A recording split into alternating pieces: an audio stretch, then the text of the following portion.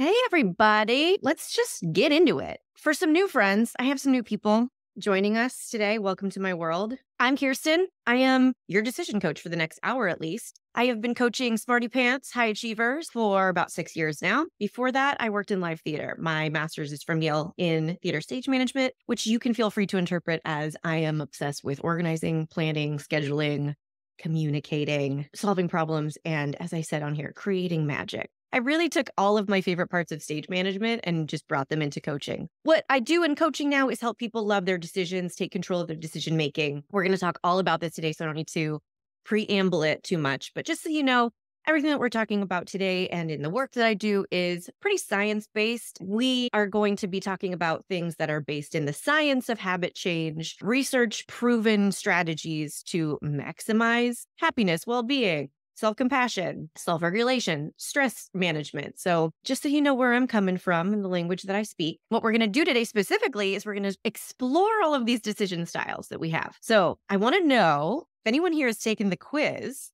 or you just intuitively have an inkling of what your decision style is. Who are you?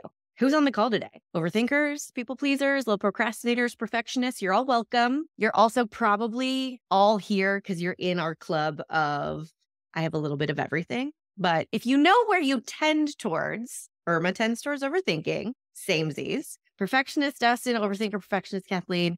Yeah, mate. Perfectionist Jill, overthinker, and perfectionist, really all of them. Yeah, same. Stephanie scored as a perfectionist on the quiz, but you identify with all of the tendencies depending on the situation, 100%. So we're going to talk about the upside. One of the funnest things that I do in my client work is help people stop judging and fighting themselves, basically. We get you on your own team. So that's what we're going to do today. That's why I wanted to include all of these, because there was a moment in time when I was like, oh, I should do 4 workshops on every decision style. And maybe I will, but we all can do all of these things. And what I want to do is help you recognize the strength that lie within each of these tendencies so that we don't just have to walk around our lives underneath this Eeyore umbrella of a label of I'm a people pleaser. I've always been a people pleaser. I really want to help you find what do you like about this way that you think, what works for you, what actually helps you create results that you enjoy in your life about the way you're making decisions. And then let's get you a usable strategy to start getting out of the worst parts of these habits, right? The things that we don't really love about these ways we operate. We're going to talk about examples from client stories, and we're going to use your real life situations as well, because all of this is great to talk about. And trust me, I could talk about it all day long, but I want to really ground this in reality.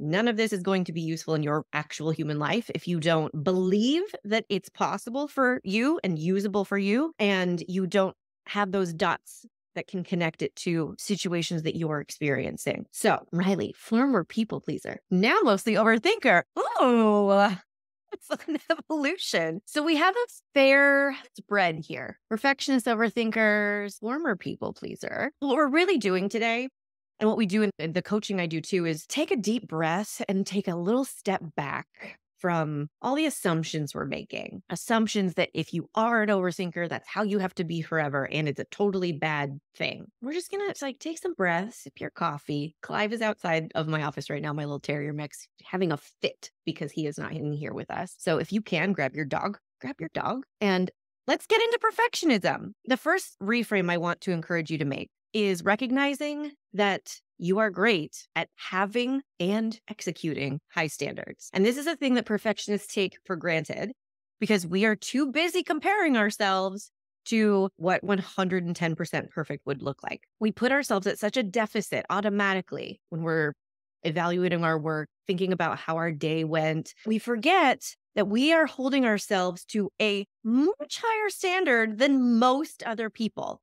And not that it's a comparison competition. My job is to help you recognize your strengths. Where does your perfectionism actually serve you? I know that it frustrates you. I know that it seems to have a life of its own sometimes, and it can cost you hours because you're fiddling with the fonts on the thing and you're trying to find the best image that corresponds with the point you're making. And oh my God, 3 hours just went by and that actually wasn't the most important part of this presentation, but there it went. I know that we can get frustrated about it. I want you to think about, where does your perfectionism come in handy? Where are you actually really grateful that you have this ability to click in to this high standards mode. Nell says it helps me as an editor. 1000%, right? I have so many clients who are like, they're just so used to the high standard, which is a great thing. Like, live your best life, make that your norm. But it's so easy to lose sight of where your habits are actually serving you because we slap the label on it,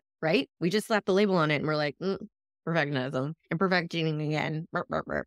And I want to help you tease apart, where is it perfectioning in the old definition with the obvious downsides? Where is it losing agency over the decisions you're making about where you focus and how hard you work? Where is it that version of perfectionism? And where is it actually just you having excellent standards and being freaking great at your job or whatever, right? Your job as like a human person in that moment. Stephanie says it helps me as I think about what direction to take my career. High standards goes along with detail-oriented, 1000%, which is appreciated more in some jobs than others. Yeah. Forward thinking, says Kathleen. Yes. So here's how you're going to maximize this decision style, okay? And you can start using this right away. I just did this with someone. One of the ways I work with people is in make a decision sessions. So it's like hire a life coach for 2 weeks. So we have a couple sessions in a couple weeks. We email back and forth during that whole time, and we just focus on moving like one big thing forward. And it's so much fun. Oh, Laura, I'm not talking about you, but Laura did do make a decision session. You can watch her video explaining her experience on my website. Oh my God. Yeah, that was so fun. But we did this with a different client on a recent make a decision session. And it was so freaking empowering for her to go through this experience later on in her week. It was on her calendar. And I just asked a simple question. What do you think you're going to perfect? Like, where do you think perfectionism is going to cause all of these like nonsense shenanigans that we really don't want to live with? And she was like, I'm going to do this. I'm going to spend too much time on this. I'm going to get distracted by that. I'm going to get bogged down by this. And I was like, great, let's decide in advance, how perfect do you want this thing to be? And she was like, literally have never considered that. Great question. This is the perfection scale. Okay. You're going to start using this and you can do it in advance. You can also do it in the moment when you realize, oh crap, I've just wasted an hour making the fonts perfect and I don't want to care about that. That's fine. The habit will change as long as you keep practicing. So you don't have to be perfect right out the gate. Okay. But the perfection scale is a 1 to 10 scale that you're going to start taking control of these standards. Because what we did with this client was say, how perfect do you want this thing to be? And what does that mean? What are the elements that you're focusing on? And where do you really want to enjoy doing a 10 out of 10 perfect effort? And this helped her clarify where she was going to spend her time and energy so much more simply. She was like, oh, actually, you know what? This thing has to be 10 out of 10 perfect because of these reasons. This is why this is worth making 10 out of 10. This other thing, this is 4 out of 10. The fonts, the colors, doesn't matter, doesn't need to be perfect. Deciding in advance. And why that helps you out is because future you is probably going to be operating on old rules that everything should be 10 out of 10. You're a failure and your work is a dumpster fire if it's not, right? So future you is inclined to shoot for 10 out of 10 automatically. Perfect everywhere. Doesn't matter what it is. Doesn't matter why. You're helping yourself out by using the perfection scale by saying, you know what, future you, I'm going to create some guidelines and put some bowling bumpers up. Over here, you have full license to go 10 out of 10 perfect. Love making that perfect because you know why. Over here, all the fonts or the emails you're going to send out or the cleaning you're going to do before your holiday dinner. Just talked about that with another client. Decide in advance that gets to be 4 out of 10 perfect. And here's why. Here's why it's okay that it's not 10 out of 10. So when you arrive at that moment in your future, you have instructions to follow. And even if it feels a little uncomfortable, because you're like, are we shooting for B-? That feels weird. You're going to thank yourself because, oh, look, you didn't just lose 16 hours to stuff you don't really care about. Laura, it was awesome. Thank you. Okay, so meet Ariel, please. Ariel Ilunga lives here in Los Angeles, where I live. Forgot to tell you that. She's a former client, now just kind of a dear friend who recently opened her storefront for the business she started from scratch while we were working together. I'm so freaking proud of her. So if you're in the area, check it out. It's Carla's Fresh Market in Highland Park. But she says before coaching, I was this unaligned, high-functioning human and operating from a place of you've got to do and a task list and a routine. This is like the gift and curse of perfectionism, right? We're like, yeah, I can do it. I might burn myself out or neglect other priorities, but I'll do a good job. And at some point, that just becomes not the way we want to live anymore, right? And she goes on to say, now that I've eliminated a lot of the unnecessary negative noise, I can hear myself clearly and loudly. And that is another thing that so many people I've shared her story with can relate to, this noise in our heads of you're not doing enough, you're not doing it well enough, you're not going fast enough. And then this other noise that like, you're not prioritizing yourself enough. You're not doing enough of what you want, what you care about. Just so much noise. And part of what I love about my job, that's the stage manager in me, is like helping everybody organize their thoughts so that there's just less chaos, less noise, and get you communicating with yourself in an intentional, higher quality way. She says it's easy to make decisions now because the next best thing is just more obvious. I trust myself more. It feels lighter, like not having to have a conference call with all my feelings at the same time, like less people at the table for decision making. And she's moving from a more deeply aligned place. And I want you to know that this is possible for you because she was a regular human, is a regular human, just like you. Kathleen says, haha, relate. My boss told me I can just do 80% at work. Would love to volunteer for live coaching if available. Yeah, Kathleen, we'll just do it live at the end after we go through all the decision making. I would love to talk to you also. This 80% thing is interesting too, because sometimes you can calibrate. I'm going to give this 70%. I'm going to give this 100%. Sometimes it's also helpful to think of what's today's 100%. We can look at this whole idea of what's 100%, A plus, full effort. Even just defining what you mean by that can help you feel so much more in charge of your energy and your focus, right? Stephanie says, I'm still working on letting go of the idea that there is a perfect choice to make rather than decide whatever I choose is the right choice. I mean, I think that that's everyone's work, Stephanie. To be honest, I champion you for even being open to this idea. We have to remember that we are conditioned, at least in America, by our education system, which drives home this idea from so eensy-weensy childhood that there is a right answer and you're good if you get the right answer. We just have to have so much compassion for the fact that this has been baked into us for decades. We got to exist for a millisecond before we started learning that there's a right answer and there's a wrong answer. And you're better if you get the right answer.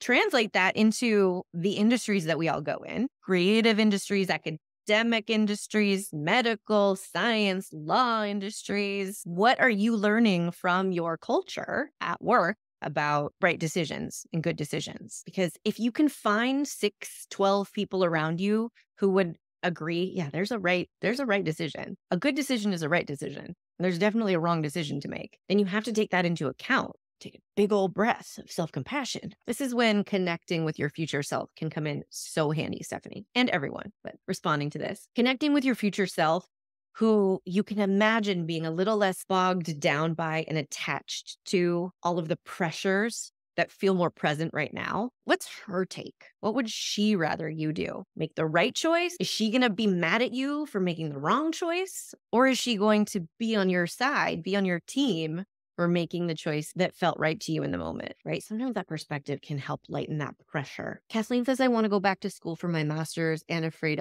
This is like Nell's situation. Afraid of change and making the right decision that affects my whole future. And Nell says, oh my goodness, this is the same thing I'm going through. There's so many choices and options.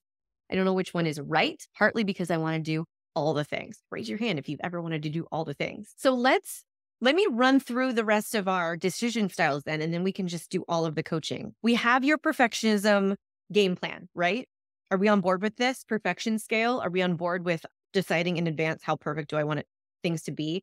And kind of de-demonizing the idea of perfection, but also taking control of it. Put an emoji in the chat if you're on board. I always just wanted to say that. I love when people put emojis in the chat. Not everyone speaks in emojis, though. I get it. I do. Okay, we're moving on to procrastinating. So here's your reframe. Okay, here's your superpower. If you have any tinge of procrastinator in you, thank you, thank you, thank you. Yeah, smiley face, star face, shit. Love it. If you have any tinge of procrastinating in you, I need you to know you are excellent at utilizing deadlines. Again, something that we don't highlight, we take for granted because it's easy to judge. Oh, I procrastinated again. But this is an enviable quality that many people all do not possess, which is mind-blowing because for us, we're like, what are you talking about? Everyone else's life is just easier if they're not a procrastinator. Not true. Lots of people who are not good at utilizing deadlines agonize for weeks about the work that they have to do. They draw things out so much and hammer on them so many times and do the work and then redo the work and then redo the work. It's a little bit of perfectioning, right? Because they cannot deliver on a deadline. So I need you to know that this is a superpower of yours, okay? Yes, obvious downsides, AKA stuff you're taking charge of from today on. It's not always intentional feeling. I get it. It sometimes creates mental and physical and energetic and scheduler chaos. Sure. Sometimes it results in less than stellar work. This is where our inner procrastinator and inner perfectionist can be at odds, right? We might know I could do that in 20 minutes, but we might wish we gave ourselves an hour so that it could just be a little slightly better than sloppy. So here's how you're going to maximize this decision-making style. You're going to make the most of your superpower and undercut some of this less than ideal stuff. You're going to create your own timeline.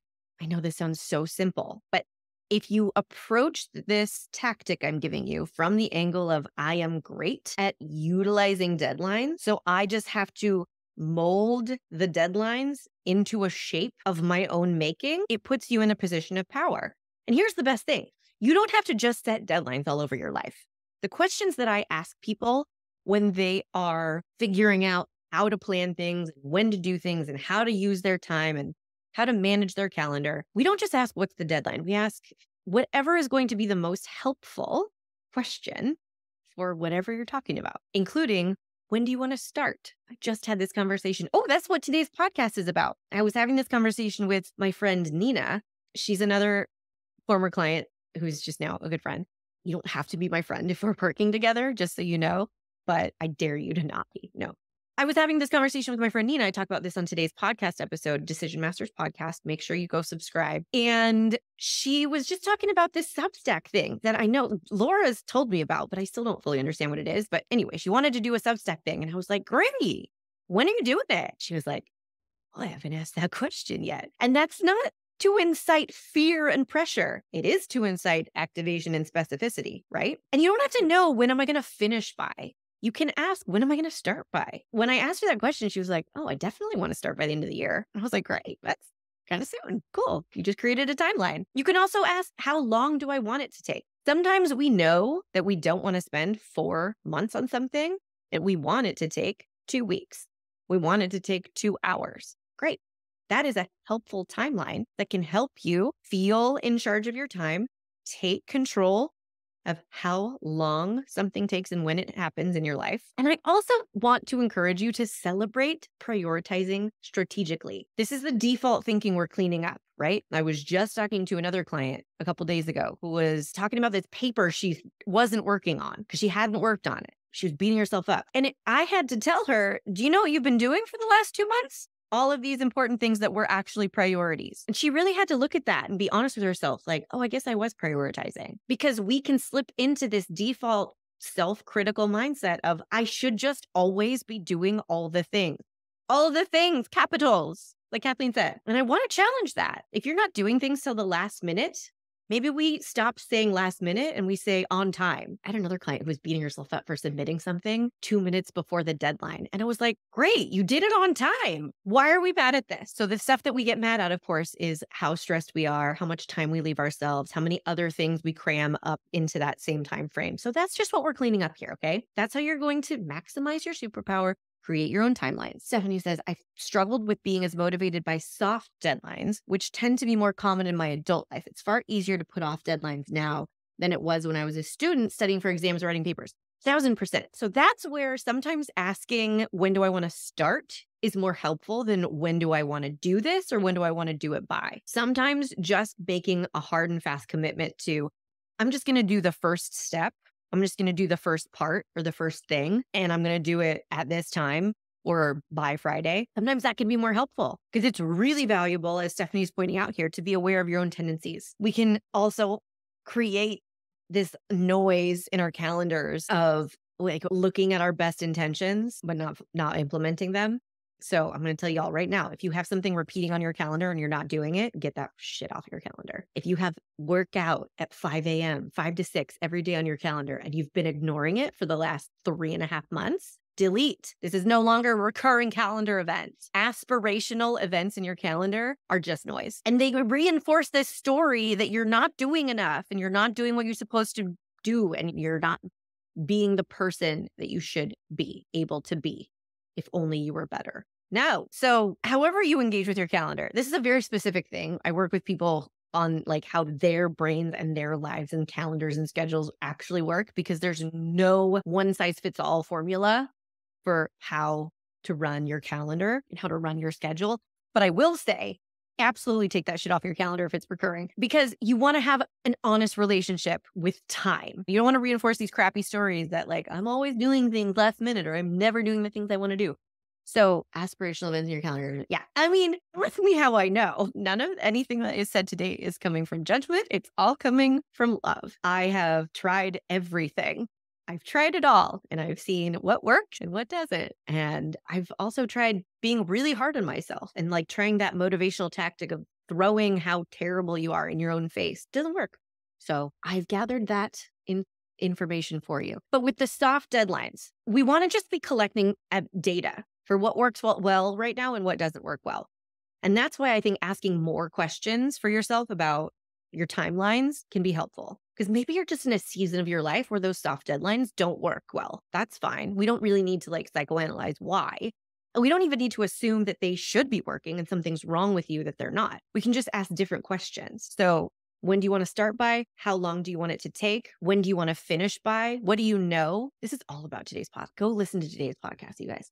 It's so good. Okay, let's see Andy's story, just so we can ground this in some reality as well. Andy suffered from shiny object syndrome, his words. And I just say that because so many people I share his story with are like, oh, that's me. He says there are so many different shiny objects and ideas that I was interested in. I knew I was just clogging the system. And so much has changed. He says it's no accident that within a couple weeks of starting coaching, I created an LLC, made a logo and a website, have a voiceover career. He just got out of his own way and recognized that he was making things harder on himself, right? Like we all do at some point. And now he says there's a sort of pyramid by which to operate, going through what are my priorities and my goals, and the things I'm best at, and what's most important. I feel so much better and confident in myself. And going forward, there's going to be more clarity and more simplification and less clutter. And that's what we're going for. The whole procrastination way of operating really doesn't have to be a problem if there's less clutter. The more control you take over your timeline, the less clutter there will be. Okay, let's go to overthinking, because I know we have a lot of overthinkers here. Hi, samesies. If you've taken the quiz, then you know that my take on overthinking is you're a super thinker. Congratulations. You have a superpower that many people do not possess, and you should be really proud of it. And you should love when it helps you create the results you want. Because this is, again, something that we can judge and assume is a terrible, bad thing that other people are blissfully free from, this overthinking stuff. But actually, how many people in the world are jealous of you that you possess the mental capacity to think through things in such freaking detail and actually think through things like following multiple branches of possibility and reality and troubleshooting and solving problems before they exist and thinking about things that other people wouldn't ever think to imagine. How nice is that? You are a super thinker. Obvious downsides, aka stuff that you are going to make not a problem anymore. Yeah. Does this tendency lead us down rabbit holes we never wanted to travel? Sure. Does it create overwhelm out of thin air? Sometimes. Does it undermine your sense of authority and certainty in your life? Kind of. This is why we're cleaning it up. This is why we're going to maximize it. To maximize it, you're going to start confabbing with yourself and what really matters. Because it's almost as if you have hundreds of little minions in your mind who are ready to deep dive into anything. They can go down all the rabbit holes. They can consider all of the things that could go wrong. They can snowball think into like 15 years into the future if you want them to. And what you're doing is you're putting yourself in charge of the minions and just start having a conversation with yourself before you let them run wild. Or when you notice they're already running wild and you need to rank them. That's fine too. You're going to start thinking about what actually matters. What are the criteria I want to base this decision on? How many rabbit holes do we want to go down, if any? Because you're allowed to go down the rabbit holes. It's just like perfectionism. You're allowed to go 10 out of 10 perfect when it's your choice. You're also allowed to go down the rabbit holes. Going around rabbit holes is one of my husband's absolute favorite things. Drives me crazy when I let it. But when I don't, when I just decide like he loves his rabbit holes, it's not a problem. And it can take him 2 weeks to make one decision because his minions need to go everywhere. And he's fine with it. He loves that. So I want you to know you can put yourself in charge. Put yourself in charge of the minions. Oh, Andy rocks. Farley knows Andy. That's right. Yeah. Okay. I want you to know Kirsten's story because she is one of us. She identifies as now a recovering overthinker. I don't think I had this language when we worked together of super thinking, but I should tell her. I should say, you don't even have to call yourself a recovering overthinker. You're just a super thinker. Let's own it. But she talks about feeling much more calm and confident and collected after going through coaching and just cleaning these habits up. I feel like my decisions don't take up 90% of my brain anymore. Maybe it's back down to a healthy percentage. I don't know, 10%. Something that's like enough to make a good decision, but not enough to take over my entire life and entire brain. As a recovering overthinker, when it comes to decision making, I am so pleased with what's happened in the last 3 months. Kirsten was in the Decision Masters program last year? Gosh, what's time? She feels like it was 3 years of professional development condensed down into 3 months of this glowing, beautiful gift that I received. I just love the way she phrased that. So if your decisions, if stuff is expanding in your mind to take up too much space, this is what you're going to start doing, okay? You're going to start pinpointing what matters most. Decide your criteria. It's just like helping future you out with the perfectionism. It's like setting future you up for more ease. Okay, is this making sense? Everybody on board? Are you going to think of yourself as a super thinker? Because I know we have overthinkers on this call, and I don't want you to like label yourself and feel bad about it for the rest of time. So let me know if you're going to wear this badge of super thinking, please and thank you. Let's go into people pleasing and then let's do some coaching. Okay, people pleasers. I think this is the easiest decision style to judge because I think there's a lot of buy-in for judging. I think that it's widely agreed upon that being a people pleaser is a sign of weakness and sometimes like unintelligence. There's just a lot of shitting on people pleasing that happens. And obviously, there are downsides to people pleasing that we don't want to live with. But the reframe here, the superpower I would like to invite you to own, if there's any people pleasing in you, or even if it comes out, this is one of those tendencies that for me, it comes out in certain situations. I don't identify as a people pleaser. It's not my primary decision-making style, but it definitely can get like activated. So here's what I'd like you to know. What you are great at is being uniquely, consciously considerate. It's not something that's normal for people to do, unfortunately, to consciously consider other people, other humans, how they feel, what they want, their comfort. I don't think the world needs less of this.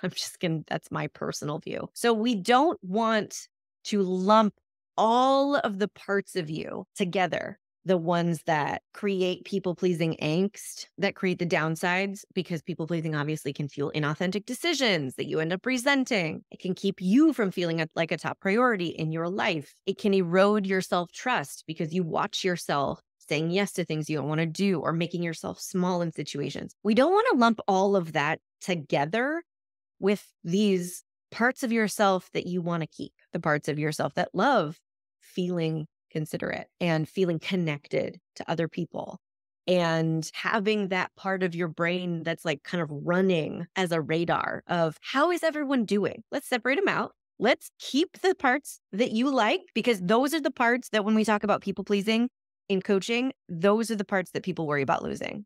You're like, I don't want to stop people pleasing because I don't want to become selfish. I don't want to become thoughtless, blah, blah, blah, blah, blah. Okay, we get it. You want to keep these good parts and you want to ditch this other crap. So how you're going to maximize it is by asking this question in your decision-making all of the time.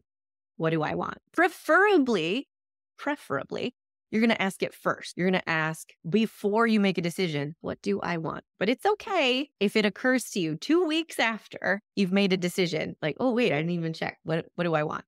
That's okay. We're going to start getting you in the habit of liking your reasons for the choices you make, whatever you say no to, whatever you say yes to, however small or big you make yourself in a room. If you really want to go a little like a hot step further with this, go to kirstenparker.com. On the homepage, right near the top, you can download my crash course on how to say no.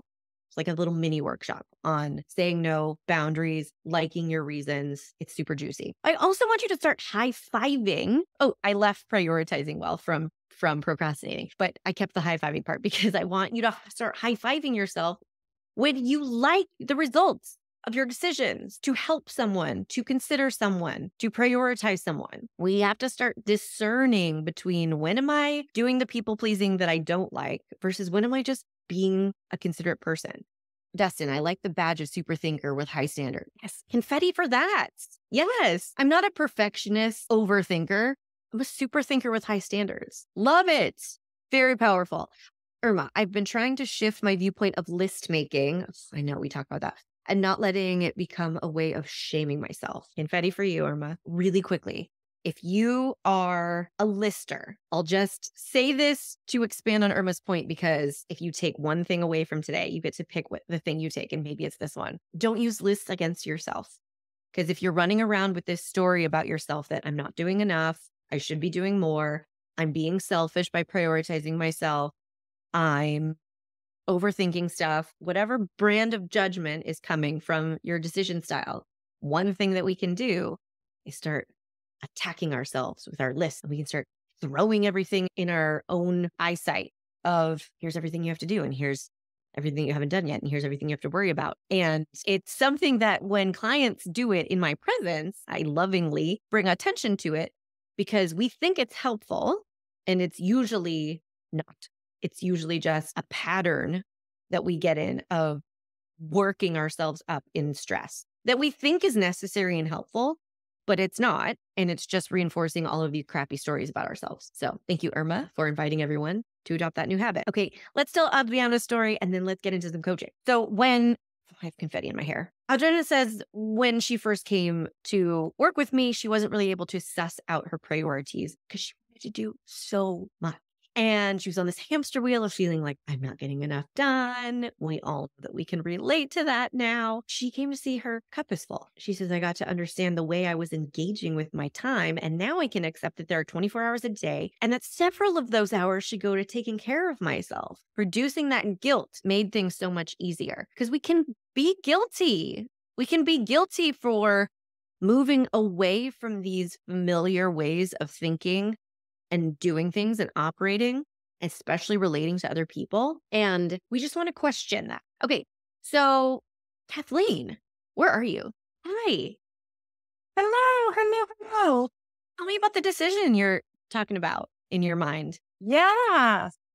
So recently, to give you backstory to the people who don't know me, I've been doing coaching. I've been doing the social emotional curriculum at my school. I'm now doing a trauma therapy course, and I love it. I absolutely love it. And I really want to go back to school for mental health and psychology related.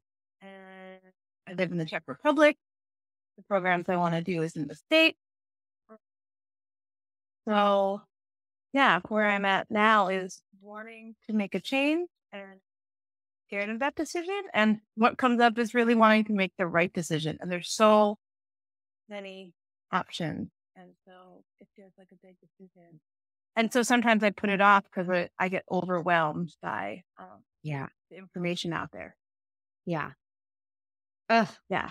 Raise your hand if this is relatable at all. How are you going to know it's the right decision? I laugh because I'm like, wait, what? How would I know? I mean, I'd have to be able to time travel into the future and like get to try out all the different options to know it was the right decision, which sounds ridiculous to say aloud. It sounds ridiculous to say out loud, but it's the way that literally every human brain thinks. So all you're saying is that every human brain is ridiculous, which is true. Yeah. At least you're not alone. Yeah. So this is a really great place to start if you're putting a decision off because you're like, I don't know how to make the right decision, so I can't make it right now. This is such a gift to yourself to just check in. Well, how is my brain defining right?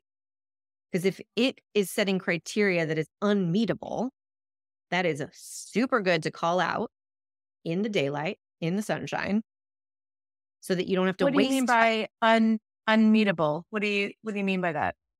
unmeetable criteria of knowing you're making the right decision because you've time traveled and you've checked all the options. Gotcha. Gotcha. Yeah. Now Yeah. I'm understanding that. Yeah. So if that criteria is unavailable, then you have the option of either letting go of needing to make the right decision or redefining right decision. Yeah. What feels better to you? Definitely redefining right decision. I mean, the first Okay. option is not available. So, yeah. So how do you want to define the right decision? Like what would 80-year-old you say? Mm. I mean, okay, let me feel into that for a minute. What's coming through my mind now is like there's two, I guess, really two options I like. So they both feel like I could see them in front of me. So 80-year-old me is kind of giving me advice to really follow what's close to my heart. Like where do I want to grow into? Where do I want to, yeah, think root to? So that's what 80-year-old advises.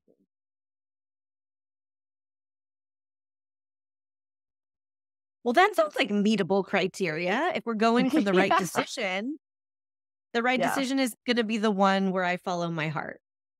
Great. Yeah. That gives you something to investigate, right?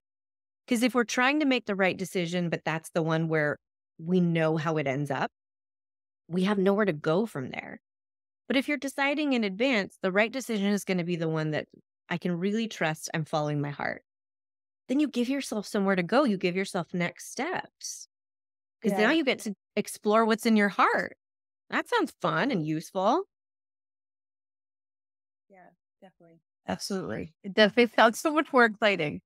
Uh, And you don't have to fear any kind of backlash from yourself as much because the problem with that old way of operating, which again, not you, a human thing, but the problem with striving for only making right decisions that work out correctly is that we live in constant fear of our own self punishment, self judgment. Like, Yeah. why'd you make that wrong Yeah. decision? Yes. Yeah. I relate to that when I'm in dating and it doesn't go well. I will punish myself. And then like I hate dating because I punish myself when it doesn't go well. Yeah. I'm like, that's not a great strategy. Yeah. No, we tried it, right? We tried Yeah.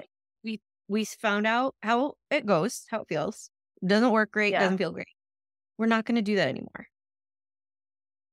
And it's almost like you're making a handshake agreement with yourself, like, all right, here, we're going to go forward with this decision, but kind of on the condition that however anything turns out, I'm going to trust myself. I'm not going to waste time looking backwards and beat past me up for the decision. I'm just going to gather all of my strength and resilience and resourcefulness in the moment to deal with whatever we're dealing with. Yeah. Yeah. When do you want to make this decision by? About going back to school? Like Yeah.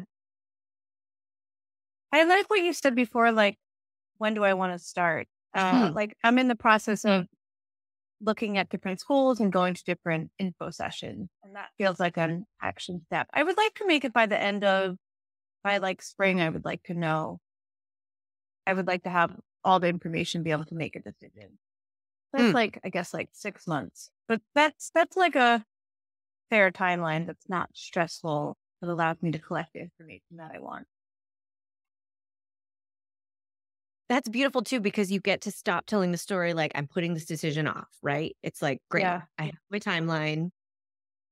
I also just read the thing on your wall, which is very in alignment with the way you've set up your decision. Wherever you go with all your heart. It's Oh, just that's amazing. you had your it was there all along. Yeah, and you've set up like kind of a loving boundary for yourself, right? It's like a helpful deadline. We're not Yeah. forcing a Yeah. decision early, arbitrarily, but you know you want to take enough action to feel like you're gathering data for future you in spring who's going to make this decision. Yeah. Yeah. And that feels so different to me now. because I do like to go down rabbit holes and I do like Mhm. to like really research things and um, I like that. I like getting to know all the different tools or programs or information that feels like nourishment that like I'm really making the decision 100%. So being able to talk to people and anyway, giving me that time feels like it feels good. It feels exciting. Yeah. Yeah, you don't have to judge any of those rabbit holes, right? It's like, great, this is the Yeah. plan. Yeah. Done. And yet I have momentum at the same time. Yeah. Yeah. Yeah. You're not wasting your time. You're not like spinning your wheels. Yeah. Game plan, sister. Thank you. I'm so excited to hear what happens. Tell me everything. Okay. I'll definitely keep you posted. Yeah. Thank Oh, you. thanks for sharing. Thank you for being willing and vulnerable. Yeah. Thank It's so good seeing you. you. If anyone has questions, put it in the chat. Kathleen says, what if you have two decisions you really like? Both are exciting to you. Great. What happens immediately, I think, when we have two decisions that are like two options that are appealing is our all or nothing thinking gets activated very quickly. So I would just question, okay, is this a bad thing? Is it A or B? Is it all or nothing? Or is it a bad thing that there are options? If it is okay that there are options, then you can start gathering more information about what am I drawn to about this? What am I drawn to about that? You can start asking questions like, is it possible to have both? Maybe it's not, because maybe it's like two programs happening in two different parts of the world at the very exact same time. But in other situations, like, I don't know, 7 times out of 10, when I'm talking to clients who are like, well, I can't do both. I'm like, let's just check. Because we'll go very quickly to backing ourselves into a corner where we're like, well, it's all or nothing. It's this or that. So I would encourage you to slow down and question if it's a bad thing. I don't know if you're like assuming it is, but both are exciting to you. That can be a good thing, right? That can be like, oh, great. Again, it's about, do I feel like I have places to go next, and identifying some high quality questions that are worth spending some time and energy answering. Does that make sense? Because otherwise you're just back and forth bouncing, and that feels like you're not making progress. You're not getting new information, and that's not what we want. But if you can find high quality questions that are like, oh, great, gather some more data, and you feel like you have somewhere to go, you're golden. Partly yes. Okay, Nell says, partly yes, I like the deadline and knowing it feels right in my heart. But I can't even decide on what program I want to study: maritime law, maritime history, or even maritime archaeology. Oh my gosh. I want to know about all these things. I don't know which one is right for the future because I don't know what I want to do after. Yeah. And how could you? I think that that's part of what we're talking about with high quality questions is that can be a helpful framework is separating out answerable questions from unanswerable questions. And unanswerable questions are not bad. Our brain will ask them all day long. What's going to happen? Am I going to like this? Am I going to be good at this? Are other people going to like, is this going to work out well? Am I going to make all the money and feel as fulfilled as I want to? But if they're not answerable, then we don't have to operate as if we're missing information that we should have. You know what I mean? Ooh, you're unmuted. Can we talk? Hi. No. Does that make sense? What I just rambled on about? So it's okay to have those kinds of questions, but I just need to acknowledge that I can't answer them. Basically, So I just set them aside. we kind of put them in a bucket, right? It's like, okay, these questions are present. We don't have to be mad at them. We are going to collect them together in the bucket of unanswerable questions so that we don't spin our wheels staring at them, angry that we're not getting more and more and more answers that we just can't get. It frees you up to shift your focus to, okay, what other questions do I have that are potentially more answerable? Because we're putting you in that position where I can take a step forward towards answering this. What's going to be right for me? Or like, what will I want to do after? You could sit and stare at that question and be so frustrated that like you can't think up the answer until, I don't know, however long you want to.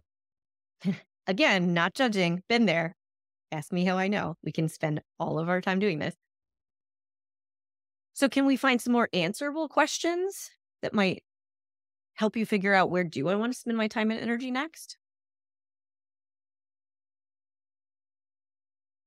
Yeah. I mean, one of them is they might not even be holding the program next year. Um, I mean, I'd be an older student for a lot of these programs, especially in the UK. They Okay. don't, masters is in their 30s. Um, so, I mean, get some more information on the maritime archaeology program. Do I have to live in Southampton for that one? Somebody just recommended another one in London. Oh, I just want to keep gathering more information on these different programs Yeah. and figure out which one sits right, or which one, like, part of me just wants to move to London. And I feel like I'm using the master's degree as a good idea. Like, it's a good way to do it. Like, Cool. right way to just hop over there and go do that. Yeah. Why not? Yeah. Oh, I don't know why not, because that's crazy. And other people think I'm ridiculous. I know, right? Good thing they're not going to be all around your deathbed, just like delivering you your life's value. I tell you guys, that future self is so helpful to check in with sometimes. That you're like an instant hit of perspective. Like, really, what do I want to matter? And it helps you have compassion for present you who really does feel vulnerable and exposed to other people's opinions. I mean, I Yeah. know several people on this call right now and watching the replay know exactly what it's like to make a big life change and have a lot of assumptions come up about what are other people going to think about this. Yeah. Riley's nodding vigorously. And we can have compassion for that because, of course, like that human part of us that is wired to feel like rejection equals danger equals death is very vulnerable. Great. We can love on her and we can have this like a little just more tuned in connection to future Nell, who is going to look back on a few decades and be like, wow, I'm so glad I didn't never explore my idea to move to London. Even as if that's not the decision you make, it sounds like you're going to be really grateful to yourself for giving yourself the opportunity to lay it out on the table and really give yourself the chance to think about it and not just like smack it off the table and be like, we can't talk about this. That's crazy. Yeah. Yeah. I guess I could stop labeling things as crazy, because that's also where I thrive. I'm just that person that, like, yeah, we're going to do it because we want to do it. And that's fine. And I mean, if that's who you are, you can either stop labeling things as crazy or you can like redefine crazy so that it's not a bad, condemnable thing and just be like, yeah, let's do this because it's crazy. yeah, It's up to you, right? yeah, both of those would work, I think. When do you want to make this decision? By December 28th. Oh, fun. That is a very activating deadline. Okay. So what it sounds like you can do then is really like gather the questions that are unanswerable, that are not going to be the way that you find a trustworthy decision, and put them in a bucket, accept that they might continuously come up, and reassure yourself anytime they do come back up that we don't need to try to find that answer, so that you can keep shifting your focus somewhere intentional, which is answerable questions that will help you move forward instead of feeling like you're spinning. Where do I have to live? Where could I live in London? What would that be like? Where might I get coffee? Like, what are the details of the programs? It sounds like answerable questions can include logistics and details, and they can also include how does it make me feel to think about living in London? That is an answerable question that I think you want to know the answer to. Yeah. Oh, I think breathing is a great idea. And maybe organizing some stuff out on paper so that you don't feel like you're keeping all of this stuff juggling around in your head. And we also don't want to reinforce the idea that the fact that there are lots of questions and lots of unknowns is a bad thing. We're kind of wired to respond to unknowns and uncertainty as if there is danger and it's a bad thing. But it's not a bad thing. You're going to make this decision. You're going to love it. And the way you get from here to there, decided and loving your decision, is by going through all of this internal and external data collection. So I think organizing it in some way that kind of makes sense of the fact that, like, yeah, this is okay. There are lots of questions and that's what's supposed to be happening. Could be calming. Does that make sense? Yeah. And when unanswerable ones come up, take them out and just. Yeah, it's very empowering. Because otherwise we feel like insufficient in this kind of like, I don't know, I'm crouching down. I don't know if you can do that, but like it's when these questions come up and they're like, what's going to happen? You almost feel like you're being yelled at by an authority figure. Like, you should know what's going to happen. And you're like, I don't know. Fuck, I shouldn't even be in this job. I shouldn't even be here. But if you take charge and you give yourself this little access to empowerment to say, like, you know what? Of course, that question's coming up, because if I could answer it, then this decision would be easy. That's what that 1 minion in your mind thinks. Like, bless their heart. But that can go in the bucket, unanswerable. It's okay that it's here. We're not going to spend time on it. We're not going to make ourselves wrong for not having the answer. Yeah. I think that frees up a lot of brain power and emotional stuff. Yeah. Yes. That's self-judgment. Yes. So start organizing the data you do have on paper or, Google Docs, whatever, but like outside of your head, and then start organizing your questions too. Sometimes it can be helpful to just do a brain dump. Yeah. You don't have to answer every question that you list out, but get some space going. Yeah. And then if they're answerable, go out there, answer it for myself, find the answer, all of that. Yes.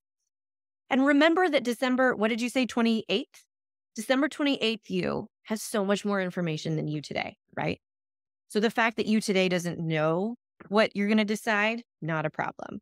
You're just helping yourself move along the timeline to arrive at December 28th, you, who's like, high five past me, good data collection. I feel great about this decision.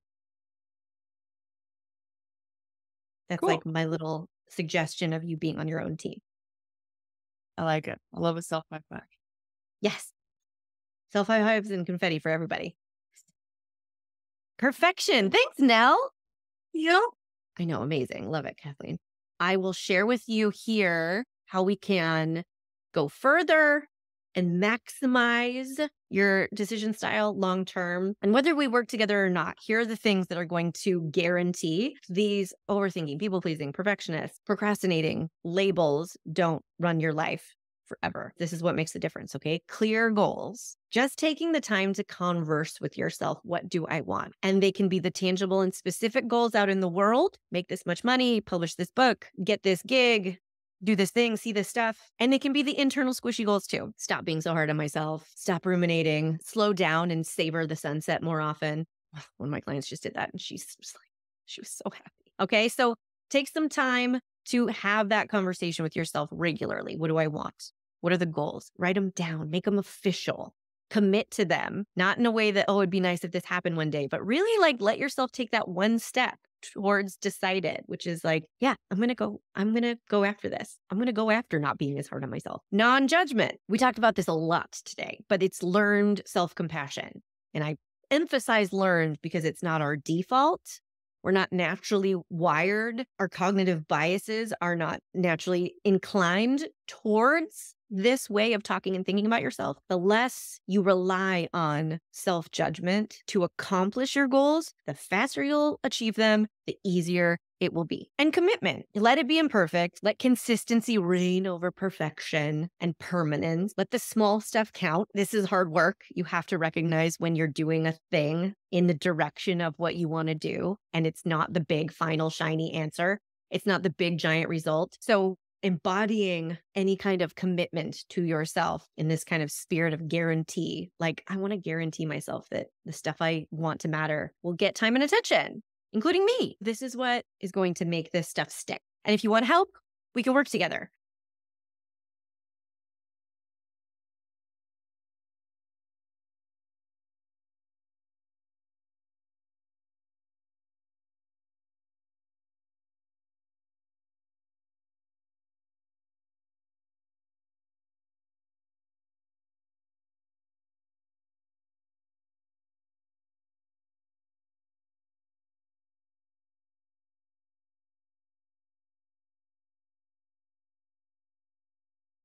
There's an email in your inbox already about how we can work together. There's a link to schedule. You can schedule a consult right here. And just so you know how I work, we customize stuff based on what's going to help you the most, whether that's one-on-one private work, which is on your schedule. We only talk about your stuff. We introduce tools and skills as needed as they apply to the things that you're working through and experiencing. Then there's my small group program, which is Decision Masters, which a couple of you have experience with. And that is best when you want all of the goal seeking and support and guidance of coaching, but you also want community. You want a little more structure. You want tools introduced, whether they're directly applicable to what you just described as happening in your life or not, whether they're just like good for you to know. You want to gather stuff in your toolbox. There's no right or wrong answer. There's just what's going to be the best support for you right now in your life. What's going to feel the best? What's going to feel expansive and supportive, no matter which of these little decision icons you are, or if you're like all of us,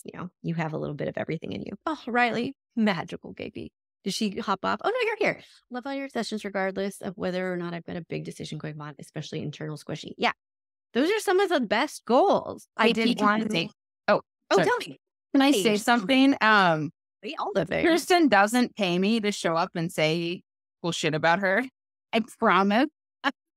I worked with her both one-on-one, and then I did Decision Masters. And when I need a boost or I feel like a little stuck on things, and we did huge decisions. I changed careers. I run my own business in that time, and massive career shift. And it's been awesome. And I just show up now for all of her free goodies, and it feels good, and it helps revisit all the things that we've worked on. And I think it's way easier to access those thoughts and feelings now that we have worked together. So let me put in there a straight plug. And amazing. I love the Decision Masters. I like both, but having a group of other people, their coaching also often gave me what I needed. That's all. You can hear so much better outside of your own head sometimes. At least I can, because my head is very loud a lot of the time. But when you can see someone else who's getting stuck or questioning an assumption or dropping some guilt, that can resonate so deeply. So, and it's just fun to feel like you're not alone in all of your humaning. So thanks, Riley, for sharing that. When do you run the decision? The next Decision Masters program starts in January, but coaching starts as soon as anyone wants to sign up. So we're doing this early enrollment thing where we get to start meeting and start coaching right away. And then the official group starts mid-January. So it gives you kind of a head start. And I'm a big fan of why wait. The consult's free and it's no strings. It's a really good way for us to kind of talk about, okay, what can you expect? Is this going to be in alignment for you? So I so appreciate everyone's extra time. And I'm so grateful to Nell and Kathleen and Riley for coming on and showing your faces and being open to talking about your experiences. It is really invaluable for other people to be able to see, oh, you're a high functioning smarty pants person too, and you have questions. You have doubt. This is normal. What? And you get to help people see a way through it. And this is just what we do in our coaching. We just help you have these kinds of conversations with yourself and move through these situations, like Riley said, so that you can access these tools a little bit more easily. Riley, Kathleen, thank you. Riley, also, it's gotten my husband moved much farther along with writing a book. He wouldn't mind me saying that. He's so close. I think he's elk hunting right now. So he's taking a little mental break, but that's helpful. Oh my gosh. Okay. Thank you, everybody. If you have any questions, if you think I don't even know if coaching is right for me or what it's like, but I think it might be able to help me, book a consult and we'll talk about it. It was great seeing you, and I hope to see you again soon. Happy holidays. All right. Bye, everybody.